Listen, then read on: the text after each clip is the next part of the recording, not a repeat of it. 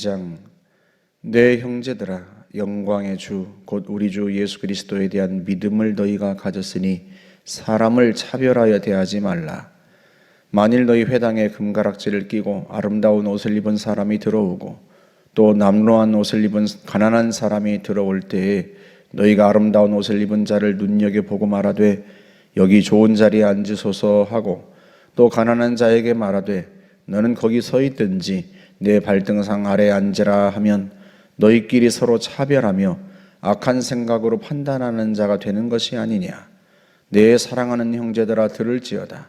하나님이 세상에서 가난한 자를 택하사 믿음에 부요하게 하시고 또 자기를 사랑하는 자들에게 약속하신 나라를 상속으로 받게 하지 아니하셨느냐. 너희는 도리어 가난한 자를 업신여겼도다. 부자는 너희를 억압하며 법정으로 끌고 가지 아니하느냐. 그들은 너희에게 대하여 일컫는 바 그 아름다운 이름을 비방하지 아니하느냐. 너희가 만일 성경에 기록된 대로 네 이웃 사랑하기를 네 몸같이 하라 하신 최고의 법을 지키면 잘하는 것이거니와 만일 너희가 사람을 차별하여 대하면 죄를 짓는 것이니 율법이 너희를 범법자로 정죄하리라.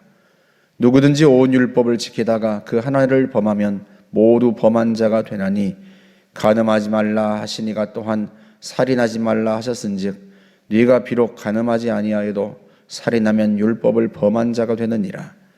너희는 자유의 율법대로 심판받을 자처럼 말도 하고 행하기도 하라. 긍휼을 행하지 아니하는 자에게는 긍휼 없는 심판이 있으리라. 긍휼은 심판을 이기고 자랑하느니라. 내 형제들아 만일 사람이 믿음이 있노라 하고 행함이 없으면 무슨 유익이 있으리요? 그 믿음이 능히 자기를 구원하겠느냐? 만일 형제나 자매가 헐벗고 일용할 양식이 없는데 너희 중에 누구든지 그에게 이르되 평안히 가라, 덥게 하라, 배부르게 하라 하며 그 몸에 쓸 것을 주지 아니하면 무슨 유익이 있으리요? 이와 같이 행함이 없는 믿음은 그 자체가 죽은 것이라. 어떤 사람은 말하기를 너는 믿음이 있고 나는 행함이 있으니 행함이 없는 네 믿음을 내게 보이라. 나는 행함으로 내 믿음을 네게 보이리라 하리라. 네가 하나님은 한 분이신 줄을 믿느냐? 잘하는도다. 귀신들도 믿고 떠느니라. 아 허탄한 사람아, 행함이 없는 믿음이 헛것인 줄을 알고자 하느냐? 우리 조상 아브라함이 그 아들 이삭을 제단에 바칠 때에 행함으로 의롭다 하심을 받은 것이 아니냐? 네가 보거니와 믿음이 그의 행함과 함께 일하고 행함으로 믿음이 온전하게 되었느니라. 이에 성경에 이른 바 아브라함이 하나님을 믿으니 이것을 의로 여기셨다는 말씀이 이루어졌고 그는 하나님의 벗이라 칭함을 받았나니 이로 보건대 사람이 행함으로 의롭다 하심을 받고 믿음으로만은 아니니라. 또 이와 같이 기생 라합이 사자들을 접대하여 다른 길로 나가게 할 때 행함으로 의롭다 하심을 받은 것이 아니냐. 영혼 없는 몸이 죽은 것 같이 행함이 없는 믿음은 죽은 것이니라. 아멘. 2장에서는 가난한 사람을 차별하지 말라, 오히려 돕고 섬기라 하는 것이 주제입니다. 그래서 2장 1절에서 내 형제들아 너희가 영광의 주 곧 우리 주 예수 그리스도에 대한 믿음을 너희가 가졌으니 사람을 차별하여 대하지 말라. 만약에 부자가 들어왔는데 그를 환대하고 남루한 옷을 입을 가난한 사람이 들어왔는데 그를 박대하면 그건 너희가 사람을 차별하는 거 아니냐. 사람을 차별하여서 대하지 마라. 부자라고 너희가 환대하지만 정작 그 부자들은 너희를 고발해서 감옥에 들어가게 하고 또 너희가 너희에게 일컫는 바 그 아름다운 이름 예수라고 하는 믿음, 예수를 믿는 믿음, 그 예수를 오히려 욕되게 하는 자들이 아니냐 하는 거죠. 그래서 5절에서 말씀합니다. 내 사랑한 자들아 들을지어다. 하나님이 가난한 자를, 세상에서 가난한 자를 택하사 믿음에 부요하게 하시고 또 자기를 사랑한 자들에게 약속하신 나라를 상속으로 받게 하지 아니하셨느냐. 하나님이 누구를 세상에서 택하셨어요? 부자보다 가난한 자. 그 가난한 자를 주님이 택하셔서 믿음에 부요하게 하셨다. 믿음의 부자가 되게 하셨어요. 그뿐 아니라 이 세상 부로는 감히 비교할 수 없는 영광스러운 그 하나님의 나라를 그에게 상속받게 했단 말이죠. 그러니 사람의 눈에는 그가 가난한 자로 보일지 모르지만 하나님의 눈에는 그가 가장 부유한 자, 가장 큰 부자란 말이죠. 그런데 하나님이 그를 믿음의 부자가 되게 하시고 또 그 아름다운 나라를 상속받게 상속자로 세우셨는데 하나님은 그를 귀히 여기셨는데 너는 그를 차별하면 그것이 과연 옳은 일이겠느냐 하고 질책을 합니다. 더 나아가서 그렇게 사람을 차별하는 것이요 죄를 짓는 일이다 하고 이야기를 합니다. 8절부터 그 이야기를 하죠. 너희가 만일 성경에 기록된 대로 네 이웃 사랑하기를 네 몸같이 하라 하신 최고의 법을 지키면 잘하는 것이거니와 만일 너희가 사람을 차별하여 대하면 죄를 짓는 것이니 율법이 너희를 범법자로 정죄하리라. 예수님께서 뭐라고 말씀하셨어요? 하나님 사랑이 이웃 사랑이 최고의 법이고 모든 율법의 강령이라고 말씀하셨습니다. 모든 율법은요 하나님 사랑, 이웃 사랑 거기에 달려 있는 거예요. 그 최고의 법을 지키면 훌륭한 것이죠. 네 이웃 사랑하기를 네 몸같이 하라. 그 이웃 속에 누가 들어가 있어요? 가난한 사람. 그런데 그러지 않고 사람을 차별해서 대하면 가난한 자를 박대하면 네가 그 율법을 그 법을 어기는 것 아니냐. 죄를 짓는 거 아니냐. 그런 율법이 너희를 범법자로 정죄할 것이다 하고 이야기를 합니다. 그러면 어떤 사람은 그렇게 이야기할 수 있어요. 아니 우리가 율법에서 해방되었는데요. 율법이 우리를 정죄해도 우리는 구원받았는데요. 여러분 그 문제를 이미 우리가 로마서 6장에서 다뤘죠. 우리가 법 아래 있지 아니하고 은혜 아래 있으니 죄를 지으리요. 그게 로마서 6장 15절에서 하는 말씀이잖아요. 우리가 법 아래 있지 않다고, 우리가 율법 아래 있지 않다고, 더 이상 율법 아래 있지 않고 해방되고 율법에서 해방되고 우리가 은혜 아래 있고 은혜로 구원받았다고 해서 죄를 짓겠느냐 말이죠. 그럴 수 없느니라. 죄에 대하여 죽은 우리가 어찌 그 가운데 살겠느냐.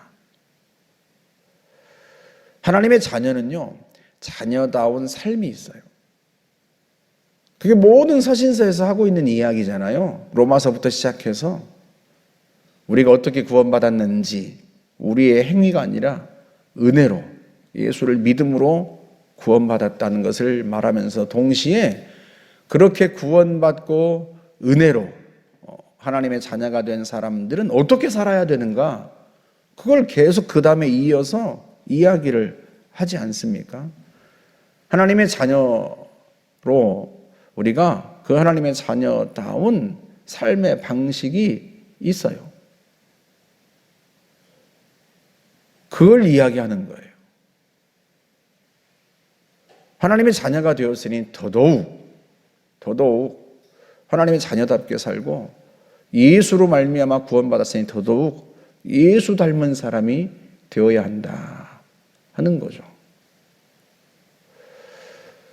요한일서에 가면 그걸 이야기하겠지만 그래서 사랑에 대한 이야기를 굉장히 강조하고요.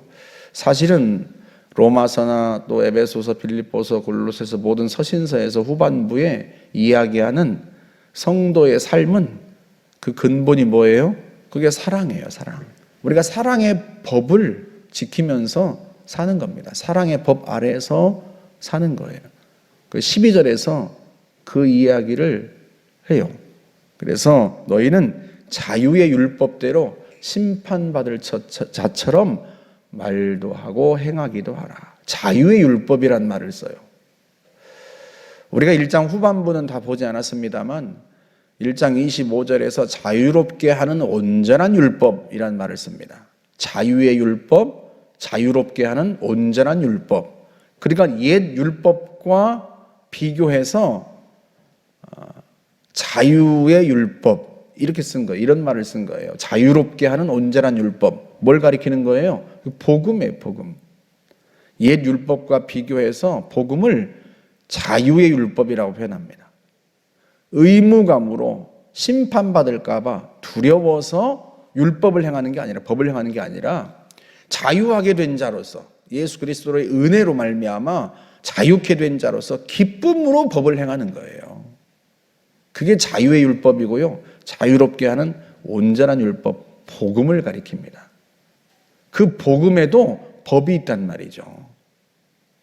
하나님의 자녀로서의 삶의 방식이 있어요. 그 자유의 율법대로 심판받을 자처럼 말도 하고 행하기도 하라 하는 거예요.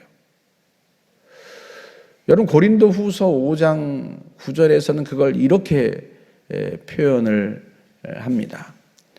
그런즉 너희가 몸으로 있든지 떠나든지, 그러니까 너희가 살든지 죽든지 주를 기쁘시게 하는 자 되기를 힘쓰노라. 우리가 살아있든지 죽든지 몸으로 있든지 몸을 떠나든지 어떤 사람 되기를, 주를 기쁘시게 하는 자 되기를 힘쓴다. 왜 그래요? 이는 우리가 다 반드시 그리스도의 심판대 앞에 나타나게 돼요. 각각 선악간에 그 몸으로 행한 대로 따라 받으려 합니다. 우리가 다 그리스도의 심판대 앞에 서게 된단 말이에요. 그래서 각각 선악간에 그 몸으로 행한 것을 따라서 받는다. 우리가 그리스도의 심판대 앞에 서서 우리가 말한 거, 우리가 행한 거, 그거 다 주님 앞에서 낱낱이 드러나게 된단 말이죠. 그때 우리가 주님 앞에서 부끄러움을 당하면 되겠습니까? 그래서 살든지 죽든지 주를 기쁘시게 하는 자 되기를 힘쓴다는 거예요.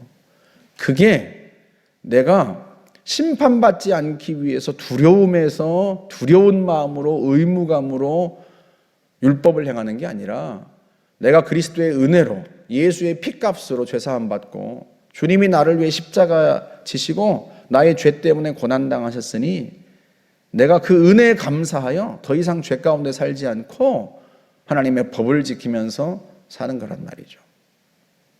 그래서 그걸 자유의 율법이라고 표현을 합니다.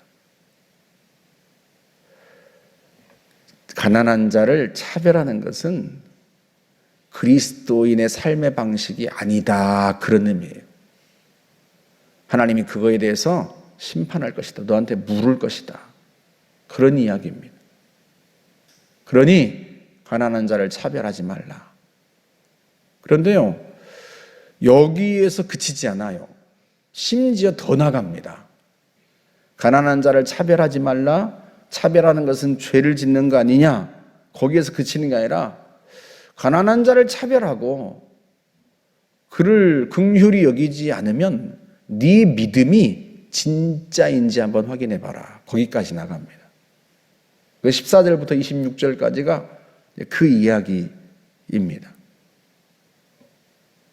그래서 만일 사람이 믿음이 있노라 하고 행함이 없으면 무슨 유익이 있으리요? 그 믿음이 능히 자기를 구원하겠느냐? 14절에서 그렇게 이야기를 합니다. 이게 무슨 이야기냐면요, 가난한 자가 있어요. 헐벗고 굶주린 자가 있어요. 그런데 그 사람한테 아니 좀 따뜻하게 해. 좀 배불리 먹어. 그렇게 말만 하고 돕지 않는다면 그게 무슨 그 말이 무슨 유익이 있냔 말이죠. 그래서 17절에 이와 같이 행함이 없는 믿음은 그 자체가 죽은 것이니라 하고 이야기합니다. 말로는 형제를 사랑한다고 하지만 헐벗고 굶주린 형제를 보고 말만 하고 행하지 않는다면 그 말이 무슨 소용이 있겠냐 말이죠. 믿음도 꼭 그와 같다는 거예요. 네가 가진 믿음이 과연 진짜이겠느냐. 가난한 자를 돕지 않는 그 믿음, 네 믿음이 혹시 죽은 거 아니냐, 가짜 아니냐, 거기까지 이제 이야기를 하죠. 게다가 여러분, 그 헐벗고 굶주린 형제가 왜 그렇게 되었어요? 여러분, 지금 야고보 사도가 누구에게 편지를 보내고 있는 거예요? 박해 때문에 흩어진 성도들에게. 그래서 제일 먼저 했던 말이 뭐예요? 시작하자마자 시련에 대한 거. 그 시련을 견뎌라. 그거부터 시작한 거잖아요. 그러니까 이 사람들이 그냥 가난하게 된 게 아니에요. 그냥 헐벗고 굶주리게 된 게 아니에요. 믿음 때문에, 신앙 때문에 박해를 받고 가난하게 되고 직장에서 쫓겨나고 땅을 잃고 집을 잃고 매를 맞고 감옥에 갇히고 굶주리고 헐벗게 되었단 말이죠.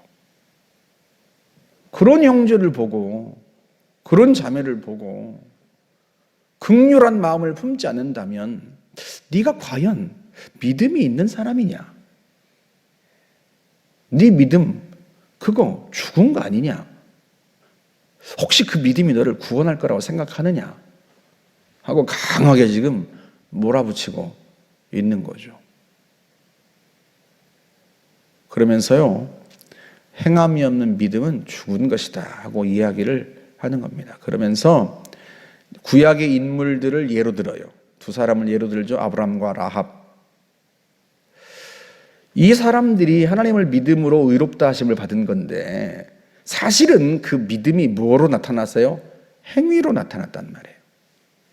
그러니까 아브라함이 이삭을 번제로 드린 거잖아요. 하나님을 믿었단 말이죠. 하나님을 믿었는데 그 믿음이 뭘로 나타났어요? 이삭을 드리는 행위로 나타난 거란 말이죠. 그래서 우리가 히브리서 이미 보았습니다만 히브리서 11장 17절에서 그렇게 말씀하죠. 아브라함은 시험을 받을 때에 믿음으로 이삭을 드렸으니, 믿음으로 이삭을 드렸다는 거예요. 왜 그가 이삭을 드렸는가? 왜 실제로 번제단에 의해서 이삭을 잡으려고 했는가? 그에게 이미 말씀하시기를 네 자손이라 칭할 자는 이삭에게서 난 자라야 할지니 그는 하나님이 능히 이삭을 죽은 자 가운데서 살리실 줄로 생각한지라. 그게 아브라함의 믿음이에요. 아브라함은 하나님께서 이삭을 죽은 자 가운데 살리실 줄로 그렇게 믿었다는 거예요. 그 믿었기 때문에 행위가 나온 거예요. 하나님의 말씀을 믿지 않았다면 실제 이삭을 번제로 드릴 수 있었겠습니까? 드리지 못했겠죠. 믿었으니까, 실제로 믿었으니까 이삭을 드리는 그 행위가 나온 거예요.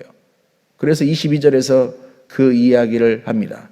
너도 알거니와 네가 보거니와 그의 믿음이 행함과 함께 일하고 행함으로 믿음이 온전하게 되었느니라. 그러니까 그의 믿음이요, 하나님이 그가 하나님을 믿음으로 말미암아 의롭다 하고 하나님이 그를 인정하셨는데 그 믿음으로 의롭다고 인정받은 것, 그것이 무엇 때문이에요? 실제로는 그 믿음이 행함으로 나타났기 때문에 그런다는 거예요. 믿었기 때문에 그렇게 행했다는 거예요. 믿지 않는다면 행하지 않았겠죠. 그래서 결국은 그 행함으로 믿음을 증명한 거예요. 그러니 어떻게 하라는 거예요? 너희도 너희 행함으로 너희 믿음을 증명해 보아라. 그런 의미입니다. 가난한 자를 차별하는 게 아니라 가난한 자를 긍휼히 여기고 더 나아가서 그를 돕고 섬기는 그 행함으로 네 믿음을 증명해라. 그런 의미예요. 그래서 26절에서 이야기합니다. 행함이 없는 믿음은 죽은 것이다. 영혼이 없는 몸이 죽은 것 같이 행함이 없는 믿음은 죽은 것이니라. 그 아브라함에 대해서 말하면서요, 행위로 의롭다 하심을 받았다, 이런 표현까지 있습니다. 믿음으로만은 아니니라. 그러니까 믿음으로만 의롭다 함을 받은 게 아니고 그 믿음이 행함으로 나타났기 때문에 의롭다 함을 받은 거란 말이죠. 행함으로 믿음을 증명한 거예요. 그런데 그 행함이 없으면 과연 그 믿음이 살아있는 믿음이냐, 너를 구원할 수 있는 믿음이겠느냐, 죽은 거 아니냐, 그렇게 이야기를 합니다. 여러분이 1장 후반부는 보지 못했습니다만 1장 마지막 절에서 그 얘기를 하죠.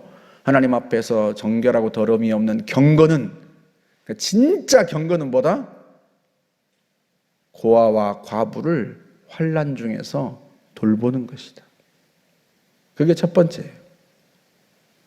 새 속에 물들지 않는 것 그 이전에 고아와 과부를 환난 중에서 돌보는 것, 그게 하나님 앞에서 진짜 경건이다 하는 거예요. 믿음은 행위로 나타나야 합니다. 행위로 나타나지 않는 믿음은 진짜 믿음이라고 볼 수 없다 하는 게 2장의 주제이고 요지입니다. 그 행위가 어떻게 나타나야 한다는 거예요? 가난한 자를 돌보고 그를 섬기는 행위로 나타나야 한다. 여러분, 전통적으로 역사적으로요, 기독교는 항상 가난한 자를 돌보고 섬겼습니다.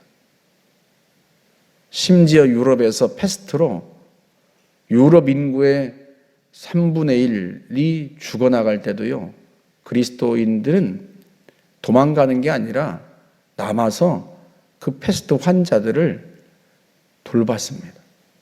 사람들은, 세상 사람들은 다 버렸는데요, 버리고 달아났는데요, 자기 살겠다고 떠났는데요, 성도들은요 거기에 남아가지고 버려진 사람들을 돌봤습니다. 믿음으로, 행함으로 그 믿음을, 자신들의 믿음을 보여준 거죠, 세상에. 그런 차원에서 본다면 오늘날 성도들이 가지고 있는 믿음은 과연 진짜 믿음인가, 살아있는 믿음인가, 우리가 한번 돌아봐야 합니다. 자기밖에 모르는 성도들이 얼마나 많습니까? 이웃을 돌아보지 않고 긍휼히 여기지 않고. 여러분 13절에서 말씀하잖아요. 긍휼이 심판을 이긴다. 무엇이 이긴다고요? 긍휼이. 가난한 자를 불쌍히 여기는 그 긍휼이 심판을 이긴다는 거예요. 하나님의 심판도 그 긍휼이 이긴다는 거예요. 심판대 앞에서 하나님의 심판을 다 벗겨내는 거, 그게 뭐다? 긍휼. 왜? 그 긍휼이, 가난한 자를 불쌍히 여기는 그 긍휼이 믿음을 증명한 거예요. 믿음을. 그 속에 있는 믿음이 진짜라고 하는 것을 증명한 거죠. 저와 여러분들이요, 우리가 이 땅에서 살아가면서 그냥 예수 믿고 구원받았으니까 죽을 때까지 그냥 잘 먹고 잘 사는 게 그게 아니에요. 하나님이 우리를 구원하셨고 아직 젊을 때, 아직 건강할 때 구원하신 것은 예수님처럼 살라고 하는 거예요. 주님처럼 긍휼히 여기고 불쌍히 여기고 돌보고 섬기고 희생하고 헌신하고 그렇게 살라고 주님께서 우리를 부르신 겁니다. 저와 여러분들이 어려운 이웃들을 늘 긍휼히 여기고 불쌍히 여기고 돌보고 섬길 줄 아는 그런 그리스도의 손이 되시기를 주의 이름으로 축복합니다. 함께 기도하겠습니다. 좋으신 하나님 아버지, 은혜를 감사합니다. 우리가 믿음을 가진 자로서 예수를 따라 연약한 자들을 돌보고 섬길 줄 아는 주님의 사람들이 되게 하시고 그리스도의 사랑을 전파하고 그 사랑을 보여줄 줄 아는 하나님의 백성들 되게 하옵소서. 예수님의 이름으로 기도하옵나이다. 아멘.